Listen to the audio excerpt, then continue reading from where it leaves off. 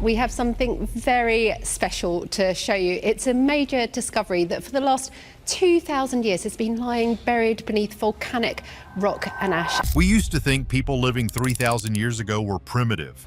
We thought they struggled to survive, living in cold, dark huts. We were wrong.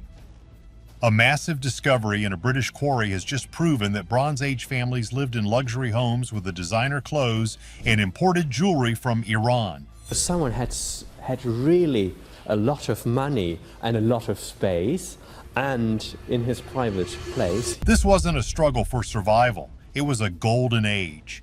But this perfect society had a deadline. Evidence shows this entire city was built, lived in, and destroyed in less than 1 year. And we are finally figuring out why. The day the clock stopped, Britain's buried secret. It was supposed to be just another routine survey. The wetlands of eastern England, known as the Fens, are flat, wet, and notoriously difficult to build on. For centuries, people assumed this area was an uninhabitable swamp during the deep past. But when a brick company began quarrying for clay near Peterborough, their equipment hit something that stopped the work immediately. It was wood, but not just old, rotten branches. This was timber that still looked fresh, with the bark still clinging to the sides. What they pulled out of the mud that day sent shockwaves through the global scientific community. As the Cambridge Archaeological Unit descended on the site, realizing the scale of what they had found, the comparisons started flying. They called it Britain's Pompeii, and that is putting it lightly. Usually, when we look back at the Bronze Age, a time nearly 3,000 years ago, we are looking at shadows. We find a stain in the dirt where a post used to be. We find a shattered piece of a pot. We find a stone tool. Time is a cruel eraser, and oxygen is the enemy of preservation. Bacteria and rot usually eat away anything organic within a few decades. But here, something incredible had happened. A perfect storm of disaster and geography created a chemical seal around an entire community. The site, known as Must Farm, was a settlement built on stilts directly over a slow-moving river. When a catastrophic fire tore through the village roughly 2,850 years ago, the houses collapsed into the water. The flames carbonized the wood and the food, turning them into charcoal, which is incredibly stable. Then the river silt and soft clay swallowed the wreckage instantly. This created an anaerobic environment, a space with zero oxygen. Without oxygen, the bacteria that cause rot cannot survive. So for 3 millennia, while the Roman Empire rose and fell, while the Industrial Revolution changed the world, and while the internet was invented, these houses sat there, perfectly still, waiting. When the team finally cleared the mud, they didn't just find the foundations, they found the walls, they found the roofs, they found the contents of the cupboards. Chris Wakefield, one of the lead archaeologists, described it as archaeological nirvana. It is the kind of thing you dream about but never actually see. It was so detailed that they could tell who was left-handed and who was right-handed based on how the tools were worn down. But here is the catch. This wasn't just a pile of trash. This was a moment frozen in motion. It is rare to find a site where you can see the exact second life stopped. At Pompeii, the volcanic ash did it. At Must Farm, the river mud did it. You could see where people dropped their things as they ran. You could see the path they took to escape. It is a ghost town where the ghosts feel like they are still in the room with you. The level of preservation allowed the team to use modern forensic science on materials that usually turn to dust. They used high-tech scanning to map the debris field before they even touched it, ensuring they knew exactly how the houses fell. This revealed that the roofs collapsed inward, sealing the contents of the houses inside like a Tupperware container. Imagine walking into your kitchen right now. You have a half-finished coffee on the counter. Your keys are by the door. A jacket is draped over a chair. Now imagine if the roof fell on it and sealed it in concrete. 3,000 years later, scientists could break that concrete and see exactly how you lived. That is Must Farm. It is intimate, it is invasive, and it is spectacular. The site consisted of 5 large roundhouses, but the scan revealed there were likely twice as many originally. These weren't small huts. They were massive engineered structures, suspended 6 feet above the dark river water. This required a level of engineering genius that we didn't think existed in this era. They were driving massive oak posts deep into the riverbed, creating a stable platform in a shifting swamp. As the excavators brushed away the silt, the colors began to emerge. Usually archaeology is brown and gray, but here they found textiles that still had their texture. They found glass that still sparkled. They found amber that glowed in the sunlight for the first time in nearly 3,000 years. It was a sensory overload. The sheer volume of artifacts was overwhelming. In a typical Bronze Age dig, you might find 20 important items if you are lucky. At Must Farm, they cataloged thousands. Every single one of them has a story. Every single one of them changes the narrative. We used to look at the Bronze Age people as desperate survivors clinging to the edge of the world. But looking at these massive, comfortable homes filled with beautiful things, we have to admit we were wrong. They were thriving, they were rich, and they were happy, until the fire took it all away. The discovery of Must Farm is not just about the objects. It is about the realization that the past was just as complex, just as colorful, and just as fragile as our present. But as the team dug deeper past the beautiful beads and the sturdy timbers, they started to notice something strange about the timeline. The layers of mud didn't show generations of people living there. They didn't show centuries of trash buildup. The scientific dating revealed a shocker. This massive, wealthy, sophisticated city stood for less than 12 months. It was brand new, and that begs the terrifying question: why build a fortress in a swamp, fill it with treasure, and then watch it burn to the ground before the first anniversary? The answer to that question lay hidden in a bowl of porridge that no one got the chance to finish. The 850 BC, catastrophe minute by minute. The timeline of the disaster is precise.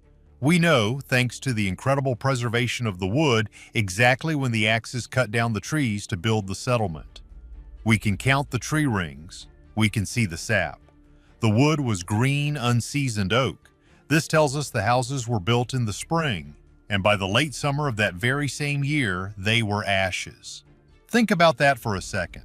An entire community came together, chopped down a forest, drove hundreds of piles into a river, built intricate homes, moved their families in, and then lost absolutely everything, all in the span of a single pregnancy. The fire investigation at Must Farm was treated like a modern crime scene. The team brought in forensic fire investigators, the kind of experts who usually work on arson cases for the police. They analyzed the charring patterns on the timber to figure out how the fire moved. And the results were chilling. The fire didn't start in one corner and slowly spread. It consumed the settlement with a speed that is hard to comprehend. The houses were built close together, connected by wooden walkways. The roofs were made of dry reeds and straw, and the walls were wattle, woven wood. In the heat of late summer, the whole place was essentially a towering stack of kindling. Once the spark caught, the temperature spiked to over 1,600 degrees Fahrenheit. That is hot enough to turn sand into glass. It is hot enough to cremate a body. The forensic analysis shows the fire tore through the settlement in minutes, not hours. Residents didn't have time to pack. There was no grabbing the valuables. We know this because the valuables were still there. If you have time, you grab your jewelry, you grab your expensive tools, you grab your winter cloak. At Must Farm, the most expensive items, imported glass beads, finely crafted bronze axes, delicate fabrics, were all found exactly where they would have been stored. This screams of panic. It screams of a sudden, overwhelming event that gave them seconds to react. The scene preserved in the mud is chaotic. We can see where the floors gave way. As the heavy thatched roofs caught fire, they eventually collapsed inward, smashing the contents of the house down onto the floor. Then, the stilts burning underneath gave way and the whole structure plunged into the river. This creates a preservation sandwich. The cold river water quenched the fire instantly. The heavy thatched roof landed on top of the floor, sealing the objects in the mud and protecting them from the water's current. It was a perfect seal, but amidst this preservation there is a grim reality. The animals didn't make it. Archaeologists found the remains of lambs trapped in the wreckage. They had been pinned in under the houses or on the walkways. When the fire broke out, the humans ran, but in the chaos, no one let the animals out. The fire investigation showed the lambs were burned alive before drowning. It is a horrific detail that brings the panic of that day into sharp focus. However, there is one thing missing, a detail that makes the hairs on the back of your neck stand up. In a disaster this fast, with fire this hot, you expect to find people. You expect to find the old, the sick, or the very young who couldn't run fast enough. But at Must Farm, there are no bodies. There are no human skeletons trapped in the debris. There is no one crushed under the falling roofs. This implies that despite the speed of the fire, every single person got out alive. They abandoned their wealth, their homes, and their livestock, but they saved themselves. This creates a conflicting picture. A fire fast enough to trap a lamb, but slow enough for every human to escape. It suggests they might have been awake, alert, and perhaps expecting trouble. The forensic data also debunk the idea that this was just an old abandoned village that caught fire later. The lack of insects proves it. When a house sits empty, beetles and spiders move in. Woodworms start eating the timber, but the timber at Must Farm was pristine. There were no woodworm holes. There were no death watch beetles. This proves the houses were brand new and fully occupied right up until the moment of destruction. The layer of trash underneath the houses was also incredibly thin. In a settlement that has been there for decades, you find feet of broken pottery and discarded bones pile up underneath the stilts. Here, the layer was barely there. It confirms the under 1 year theory. So we have a brand new high-tech settlement packed with wealth that burns down in a flash, and everyone escapes but never comes back to retrieve their things. Why? If your house burns down, you usually sift through the ashes to find your wedding ring or your safe box. These people didn't. They walked away from a fortune in bronze and glass. It suggests that whatever caused the fire was so terrifying, or the location became so cursed in their minds that the idea of returning was impossible. The river swallowed their lives, and they turned their backs on it forever. The mud preserved the tragedy, but it also preserved the menu. And what scientists found in the cooking pots completely changed our understanding of their daily lives. They weren't just surviving on gruel, they were eating better than most modern families. 3,000-year-old fingerprints meeting the makers. When we think of prehistoric food, we usually picture a gray, flavorless mush. Maybe a roasted squirrel if they were lucky. We assume their palate was primitive. But the science from Must Farm has thrown that assumption out the window. Because the pots were sealed so quickly and preserved in the oxygen-free mud, the chemical residue of the last meal was still inside. Scientists used gas chromatography to analyze the fats and molecules stuck in the clay. They found a recipe that sounds like something from a high-end restaurant. One pot contained a stew made of beef and wheat, but another contained something extraordinary: deer meat glazed with honey. The combination of savory game meat and sweet honey is a sophisticated flavor profile. It shows they understood seasoning. They understood culinary pleasure.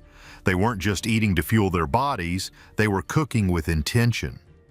In one of the most touching discoveries of the entire dig, archaeologists found a wooden bowl with a wooden spoon still resting inside it. The bowl contained the remains of a wheat grain porridge mixed with animal fat, essentially a hearty, buttery oatmeal. The person eating it had taken a few bites, set the spoon down, and then ran for their life. Seeing that spoon brings a lump to your throat. It captures the interruption. 1 second you are eating breakfast, thinking about your day. The next, your world is ending. But it wasn't just the food. The household items reveal a life of surprising comfort and organization. The interiors of these roundhouses were spacious. We are talking about 538 square feet of living space. That is bigger than many modern studio apartments in London or New York. The layout was standardized. Each house had the same floor plan. The kitchen area was always in the east to catch the morning sun. The sleeping quarters were in the northwest, the darkest and coolest part of the house, tucked away from the noise of the entrance. This shows a cultural standard, a way of living that was shared and respected. They had furniture. We found bucket-shaped stools and storage boxes carved from single pieces of willow and maple. These weren't rough-hewn logs. They were finely sanded, polished, and designed. And then there are the textiles. This is usually the first thing to rot, but the mud saved them. The team found balls of thread, bobbins for winding yarn, and pieces of finished fabric. The fabric was made of flax, linen. but it was so fine with such a high thread count that it felt like velvet to the touch. The hems were neat. The stitching was tiny. This proves they weren't wearing rough animal skins. They were wearing soft, tailored, breathable linen clothes. They likely had distinct fashions, trends, and styles. But life wasn't all honey-glazed deer and velvet robes.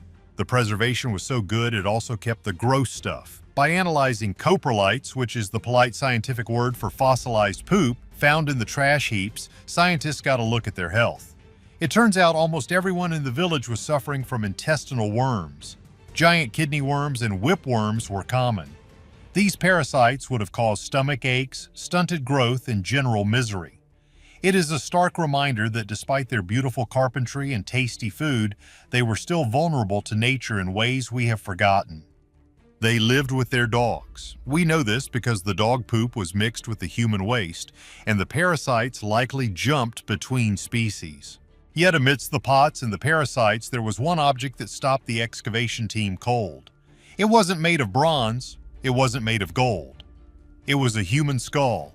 Found inside one of the houses, tucked away with the other personal belongings, was the skull of an adult woman. But this wasn't a victim of the fire. This skull had been defleshed long before the house burned, and when experts looked closer, they noticed something heartbreaking. The bone was polished smooth. It had been touched, repeatedly, over years. This wasn't a grisly trophy of war, it was a keepsake. It was likely the skull of a grandmother or a beloved ancestor. The family kept her in the house, perhaps on a shelf or in a special box. They would touch the skull, handle it, maybe talk to it. It was a physical connection to the afterlife. This single object humanizes them more than all the bronze axes in the world. It shows they grieved. It shows they had memory. It shows they couldn't bear to let go of the people they loved. When the fire came, in the panic, they left the bronze, they left the glass, and they even left the skull. The presence of items like the skull implies a rich spiritual life, but the other items in the house implied something else entirely. A connection to a world far, far bigger than the swamps of England. They might have been living in a bog, but they were shopping globally, the journey of the blue bead. Here is the deal. We often think of the past as isolated. We imagine a villager being born, living and dying without ever seeing anything from more than 20 miles away. Must Farm completely destroys that idea. Scattered through the ashes of the houses, archaeologists found beads, 49 of them. But these weren't just clay beads rolled by a child by the river. These were glass. And when scientists analyzed the chemical composition of the glass, the results were baffling. Some of the beads were made of amber. That is fairly normal. Amber comes from the Baltic Sea in Scandinavia. It means someone crossed the North Sea to trade. That is impressive enough. But the blue glass beads? They didn't come from Europe. The chemical signature of the glass matches sand and manufacturing techniques found in Iran and the Middle East. Let that sink in. 2,800 years ago, a glass bead was made in a furnace in Persia. It traveled over 3,000 miles. It passed through the hands of traders in Turkey, moved up the Danube River in Europe, crossed the mountains, reached the coast of France, crossed the English Channel in a wooden boat, navigated the swamps of the Fens, and ended up around the neck of a woman eating honey-glazed venison in a stilt house near Peterborough. This is globalization. It is proof of a massive functioning trade network that spanned the known world. It wasn't just the beads. The bronze tools themselves tell a story of travel. Bronze is an alloy. You make it by mixing copper and tin. The catch is, copper and tin are rarely found in the same place. In Britain, the tin is in Cornwall, the far southwest, and the copper is in Wales or the north. To make the axes, sickles, and gouges found in every single household at Must Farm, there had to be a supply chain. Men had to mine the ore. Others had to transport it. Smelters had to refine it. Smiths had to cast it. And finally, traders had to bring it to the village. The fact that everyone in the village had these tools, not just the chief but every family, means the system was efficient. Metal wasn't rare, it was a standard consumer good. The axes found were pristine. Some hadn't even been sharpened yet. This supports the idea that the settlement was new, but it also suggests they were wealthy. They had a surplus. They had more tools than they currently needed. The woodwork also shows outside influence. The design of the houses, strictly circular, is very British, but the joinery techniques, the way the timber was slotted together, shows knowledge that was shared across the continent. The team also found heavy log boats, dugout canoes carved from massive tree trunks. Some of these boats were preserved in the river channel underneath the houses. These were the pickup trucks of the Bronze Age. They were the engines of this trade. The river wasn't a barrier, it was a highway. It connected them to the sea and to the rest of Britain. This connectivity makes the destruction of the settlement even more tragic. This wasn't a hermit kingdom. It was a hub. It was a node in a network that lit up the ancient world. They were plugged in. But wealth attracts attention. And in the Bronze Age, attention was often dangerous. While the trade networks brought glass beads and shiny axes, they also brought news of conflict. The most disturbing find at Must Farm wasn't the foreign glass. It was what they found stacked near the door of one of the roundhouses. It was a pile of wood that looked innocent at first until the experts realized what they were looking at. They weren't walking sticks. They weren't fishing poles. They were spears, and they were ready for war. The unanswered question of Must Farm. In a peaceful farming village, you expect to find the tools of creation. You expect the rhythm of daily life to be defined by the harvest. And indeed, Must Farm had plenty of those indicators. Sickles for cutting wheat, gouges for hollowing out timber, axes for splitting wood. These were the signs of a thriving, industrious community. But inside the houses, hidden in the shadows right by the exits, archaeologists found something else entirely. They found the tools of destruction weapons. Spears, lots of them. These weren't the kind of simple projectiles a hunter uses to bring down a boar or a deer in the forest. A hunting spear is usually lighter, balanced for the throw, designed to travel distance. The weapons found at Must Farm were different. These were heavy, thrusting spears. Some had shafts over 10 feet long, capped with razor-sharp bronze tips that had been meticulously polished. They were unwieldy for hunting animals. They were designed for one specific terrifying purpose: fighting other human beings at close range. This discovery completely changes the narrative. Why does a family living in a domestic setting with their pots and their textiles need a stack of military-grade spears staged by the front door? It implies a state of constant readiness. It suggests that they slept with one eye open. It tells us that the world of 850 BC was not a pastoral utopia. It was a time of extreme tension and volatility. Suddenly, the location of the settlement makes sense in a darker context. The fact that Must Farm was built on stilts, suspended directly over a river channel, wasn't just about flood control or easy access to water. It was a deliberate defensive strategy. They didn't just build a home, they built a fortress. A massive palisade, a continuous fence of sharpened ash stakes, surrounded the entire complex. To get inside, you had to cross the water and breach the wall. They effectively built a castle in a moat. They isolated themselves from the land, they armed themselves with the best technology of the age, and they lived on edge. This brings us back to the catastrophe, the fire. Was it a tragic accident? Or was it the attack they had been dreading all along? The forensic team scrutinized the site for evidence of a battle. If this was a raid, the mud should have preserved the brutality. You would expect to find flint arrowheads embedded in the timber walls. You would expect to find broken weapon shafts, scattered shields, or the skeletal remains of defenders cut down where they stood. You would certainly expect signs of looting. But remember, there were no bodies, the people vanished. And the valuables, they were left behind to burn. This is the detail that haunts the experts. In the late Bronze Age, metal was precious. It was recyclable, tradable, and difficult to produce. If raiders had attacked this settlement, they would have stripped it bare. They would have taken the bronze axes, the glass beads, the fine textiles, and the spears. They wouldn't have burned a fortune into the river. Raiders want loot, not charcoal. This leaves us with a complex, perhaps even more tragic theory. It is entirely possible the fire was an accident, a rogue spark from a hearth landing on a thatched roof during a dry season. In a wooden stilt house, fire spreads with terrifying speed. Simulations suggest the houses would have collapsed in minutes, but the presence of the spears and the defensive wall tells us they feared an attack. They lived in the shadow of violence. Maybe that fear is exactly why they never came back. Imagine the psychological trauma of that day. You spend years building a fortress to keep your family safe. You stockpile weapons. You live in a state of low-level anxiety, constantly scanning the horizon for enemies. Then, a fire, accidental or not, destroys your safe haven in less than an hour.